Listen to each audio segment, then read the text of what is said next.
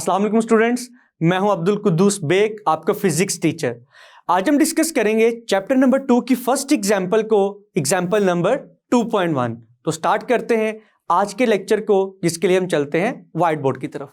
Students, example 2.1 की statement आप देख सकते हैं, which states that the position of two aeroplanes at any instant are represented by 2 points A and the coordinates of A are 2, 3 and 4, and point B and the coordinates of point B are 5, 6 and 7 from origin O in kilometer as shown in figure 2.8. Students, this is the figure which is also given in this example, और ये figure book में draw की गई है। तो students, यहाँ पे भी फिगर को रिप्रेजेंट किया गया है। नाउ स्टूडेंट्स, न्यूमेरिकल में इस एग्जाम्पल में हमने कैलकुलेट क्या करना है, what are their position vectors. Their position vectors means that कि हमने उन दोनों एरोप्लेन्स ए एंड बी के पोजीशन वेक्टर्स को कैलकुलेट करना है, and then we will calculate the distance between the two aeroplanes. Now students, statement को read करने के बाद और important values और information को highlight और underline करने के बाद हम सबसे पहले लिखेंगे इस example में जो important data given है उसको।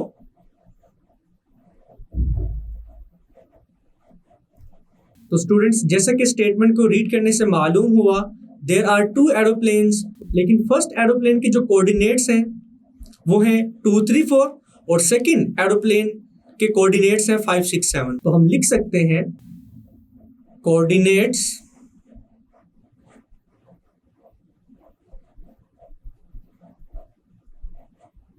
Of aeroplane A R A, 2, 3 and 4, and similarly we can write coordinates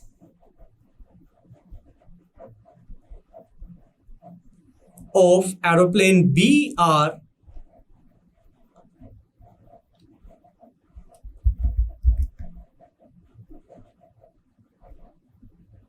5, 6 and 7. Now students, coordinates को देख के आप कुछ इंफॉर्मेशन एक्सट्रैक्ट कर सकते हैं, because there are 3 components of coordinates A and coordinates B. तो स्टूडेंट्स, इट मींस दैट कि ये कोऑर्डिनेट्स स्पेस के लिए गिवन है, ना कि प्लेन के लिए, क्योंकि प्रीवियसली हम ये चीज सीख चुके हैं कि जब भी 3 वैल्यूज गिवन होंगी, जब भी 3 कोऑर्डिनेट्स गिवन होंगे, इट मींस दैट कि वो जो प्रॉब्लम है वो स्पेस के लिए गिवन है, ना कि प्लेन के लिए। नाउ स्टूडेंट्स, डाटा लिखने के बाद अब हम देखते हैं कि इस एग्जाम्पल में हमने किस क्वांटिटी को कैलकुलेट करना है।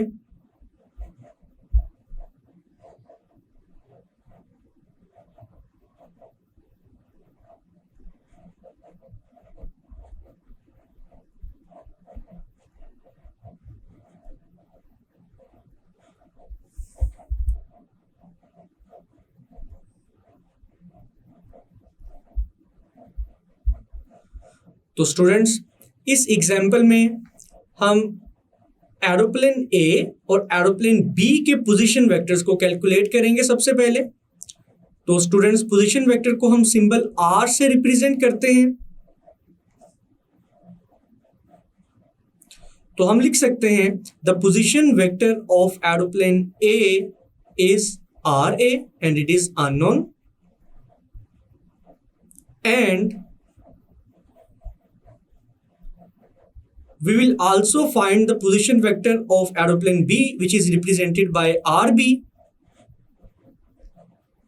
दोनों एरोप्लेन्स के पोजीशन वेक्टर्स को कैलकुलेट करने के बाद देन स्टूडेंट्स, हम दोनों एरोप्लेन्स के दरमियान जो डिस्टेंस है उसकी वैल्यू को कैलकुलेट करेंगे। तो स्टूडेंट्स, एरोप्लेन ए और बी के दरमियान डिस्टेंस को हम ए बी से रिप्रेजेंट कर सकते हैं। A B is the distance between aeroplanes. It is also unknown. तो स्टूडेंट्स ये थी हमारी रिक्वायरमेंट्स। तो स्टूडेंट्स स्टार्ट करते हैं इस एग्जाम्पल के सॉल्यूशन को।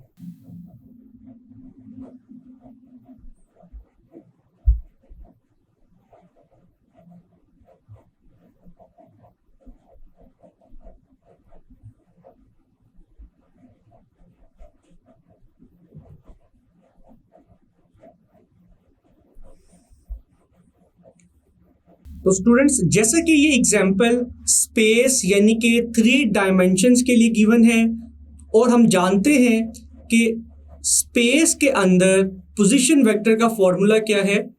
It is represented by A I cap plus B J cap plus C K cap, और इस फॉर्मूला को हम इक्वेशन 1 भी कह सकते हैं। स्टूडेंट्स स्पेस के अंदर किसी भी वेक्टर के हमेशा 3 कंपोनेंट्स होंगे।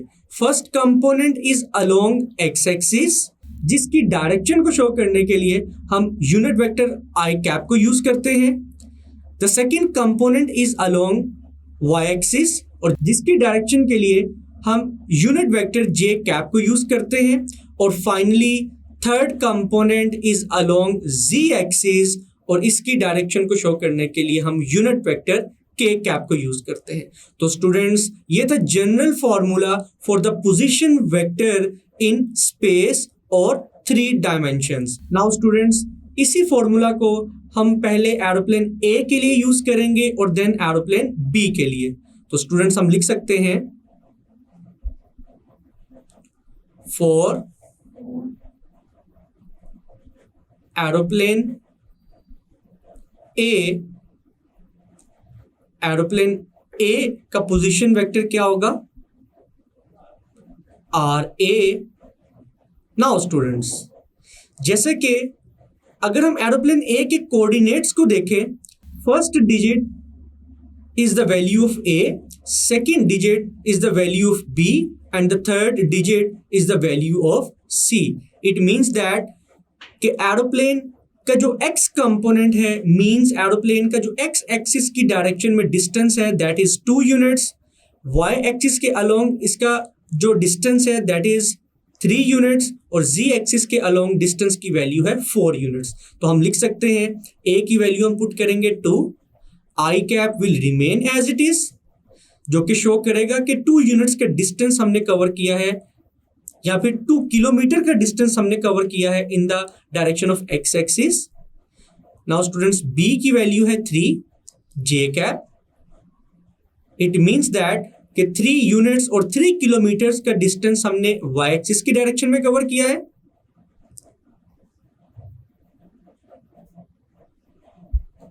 And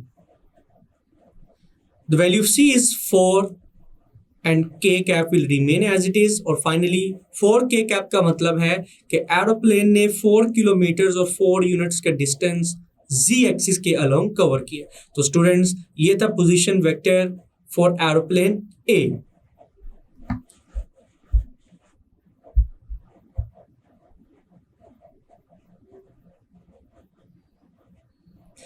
This is the first position vector for aeroplane A. Now students अब हम एरोप्लेन B के लिए पोजीशन वेक्टर की वैल्यू कैलकुलेट करते हैं। तो हम लिख सकते हैं फॉर एरोप्लेन B। तो स्टूडेंट्स अगर डाटा में देखा जाए तो B के कोऑर्डिनेट्स थे 5, 6 एंड 7। तो एरोप्लेन B का पोजीशन वेक्टर होगा 5 आई कैप प्लस 6 जे कैप प्लस 7 के कैप। तो स्टूडेंट्स इस पोजीशन वेक्टर का मतलब है कि एरोप्लेन बी ने 5 किलोमीटर का डिस्टेंस कवर किया है in the direction of X axis, 6 kilometre का डिस्टेंस कवर किया है in the direction of Y axis and 7 kilometre का डिस्टेंस कवर किया है along Z axis. Now students, इस एग्जाम्पल का फर्स्ट पार्ट हम सॉल्व कर चुके हैं। Now in second part we are going to calculate the distance between two aeroplanes A and B. Now students, दोनों एरोप्लेन्स के दरमियान डिस्टेंस निकालने के लिए हम फिगर 2.8 को देखते हैं। तो स्टूडेंट्स, फिगर 2.8 के मुताबिक, for example, this is the origin और the starting point and this is the vector for aeroplane B and this is the vector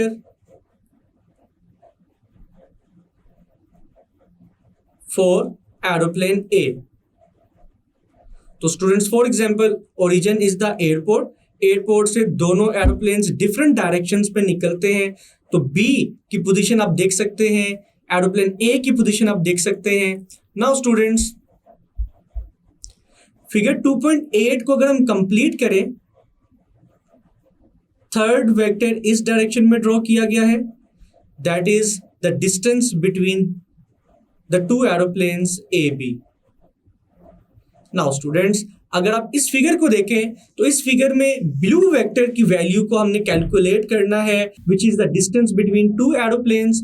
तो स्टूडेंट्स, अगर इसी फिगर के ऊपर हम head to tail rule apply करें तो स्टूडेंट्स आप देख सकते हैं कि आपका रिजल्टेंट वेक्टर कौन सा होगा इन तीनों एरोज में से।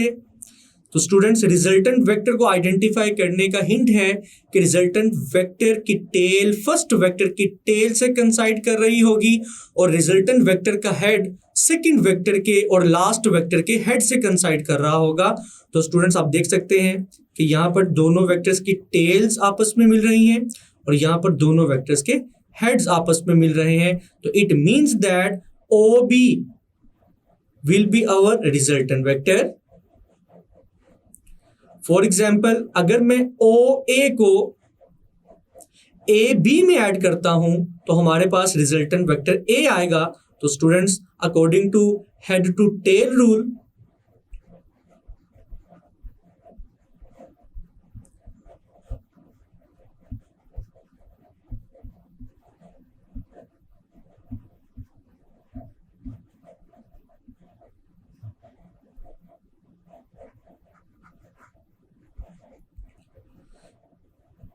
हेड टू टेल रूल के मुताबिक हम लिख सकते हैं the sum of two vectors O A and A B will be equal to the resultant vector O B. तो स्टूडेंट्स, आपके सामने एक फॉर्मूला लिखा गया है जिसको हमने हेड टू टेल रूल के मुताबिक लिखा है। तो स्टूडेंट्स, इस फॉर्मूला में हमारी अननोन वैल्यू कौन सी है? It is A B. तो स्टूडेंट्स, इस फॉर्मूला में अननोन वैल्यू कौन सी है? It is A B. तो स्टूडेंट्स, अगर हम ए बी को सब्जेक्ट ऑफ द फॉर्मूला बनाएं तो ओ ए को जब हम इक्वल के उस तरफ शिफ्ट करेंगे तो हमारी इक्वेशन आएगी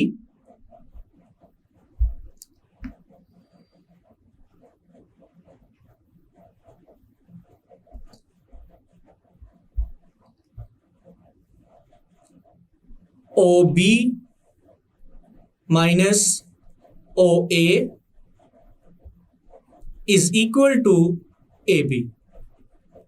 नाउ स्टूडेंट्स, इस फाइनल एक्सप्रेशन को हम इक्वेशन 2 का नाम भी दे सकते हैं।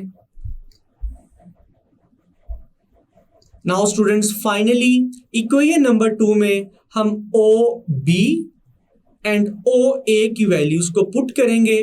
तो students, by putting the values of position vector O B and position vector O A, तो स्टूडेंट्स ओ बी क्या है? O B is the position vector of aeroplane B, जिसको हमने इस एग्जाम्पल में आर बी से रिप्रेजेंट किया है। तो हम ओ बी की जगह आर बी भी लिख सकते हैं। And students, what is OA? OA is the position vector of aeroplane A with respect to origin, और जिसको हमने रिप्रेजेंट किया है RA से। तो स्टूडेंट्स, हमने इक्वेशन 2 को पोजीशन वेक्टर्स की फॉर्म में लिखा है। तो आप देख सकते हैं कि distance AB is equal to the difference between two position vectors RB minus RA।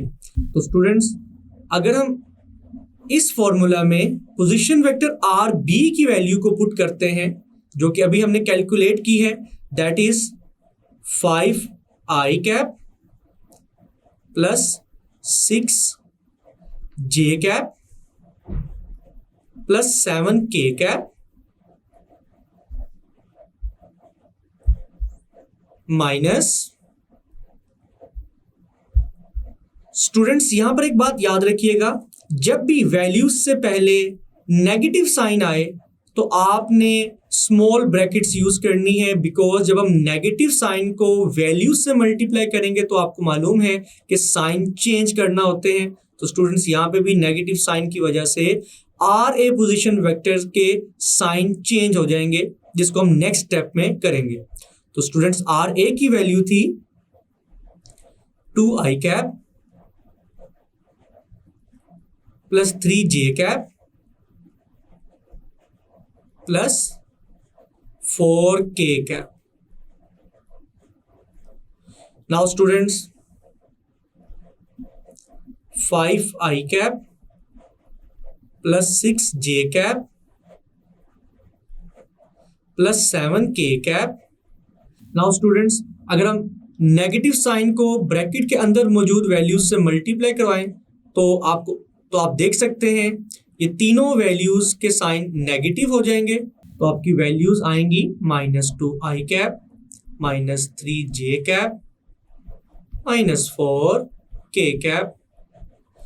Now students, i cap वाली वैल्यू को हम i कैप वाली वैल्यू में सॉल्व करेंगे, j cap will be solved with j cap और k cap की value को हम k कैप की वैल्यू से सॉल्व करेंगे।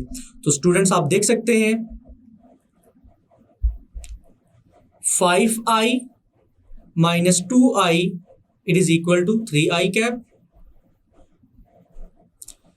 6j cap minus 3j cap result आएगा plus 3j cap, and finally 7k cap minus 4k cap result आएगा plus 3k cap.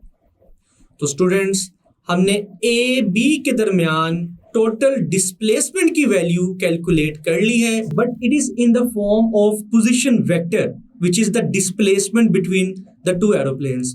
तो अगर हम सिंपल डिस्टेंस यानी कि इस पोजीशन वेक्टर का मैग्नीट्यूड निकालना चाहते हैं, तो हमने अपने प्रीवियस लेक्चर्स में ये चीज देखी थी कि किस तरह से एक वेक्टर का मैग्नीट्यूड निकाला जा सकता है with the help of its components. तो स्टूडेंट्स, उसके लिए हम एक फॉर्मूला यूज करेंगे, स्क्वायर रूट एक्स कंपोनेंट का स्क्वायर प्लस वाई कंपोनेंट का स्क्वायर प्लस z कंपोनेंट का स्क्वायर। तो स्टूडेंट्स, इस फॉर्मूला में हम i j k को यूज नहीं करेंगे, बल्कि i के साथ वाली वैल्यू जो कि x कंपोनेंट है उसकी वैल्यू को पुट करेंगे, j कैप के साथ जो वैल्यू है, जो नंबर है, that is the y component of vector, उसकी वैल्यू पुट करेंगे, और k कैप के साथ जो नंबर और वैल्यू है, दैट इज द z और z कंपोनेंट, उसकी वैल्यू पुट करेंगे। नाउ स्टूडेंट्स, अगर हम इसी को इनको फर्दर सोल्व करें, 3 square is 9, 3 square is 9, 3 square is 9, and students 9 plus 9 plus 9 we will get square root 27, and finally students, अगर स्क्वायर रूट 27 को सॉल्व किया जाए तो फाइनल आंसर आएगा 5.2 kilometers. Students, this is the total distance between the two aeroplanes. 5.2 2 kilometres. तो students ये था example 2.1 का सॉल्यूशन, जिसमें हमने सबसे पहले aeroplane A and aeroplane B के रेक्टेंगुलर कंपोनेंट्स को पोजीशन वेक्टर्स की फॉर्म में लिखा। देन हमने दोनों एरोप्लेन्स के दरमियान डिस्टेंस ए बी की वैल्यू कैलकुलेट की, जिसका फाइनल आंसर आया 5.2 किलोमीटर। जी स्टूडेंट्स, आज हमने एग्जाम्पल 2.1 को कंप्लीट किया है। मैं उम्मीद करता हूं कि ये एग्जाम्पल आपको अच्छे से समझ आई होगी। इसको अच्छे से प्रिपेयर कीजिएगा। मिलते हैं नेक्स्ट लेक्चर में, तब तक के लिए अपना ख्याल रखिएगा। अल्लाह हाफिज।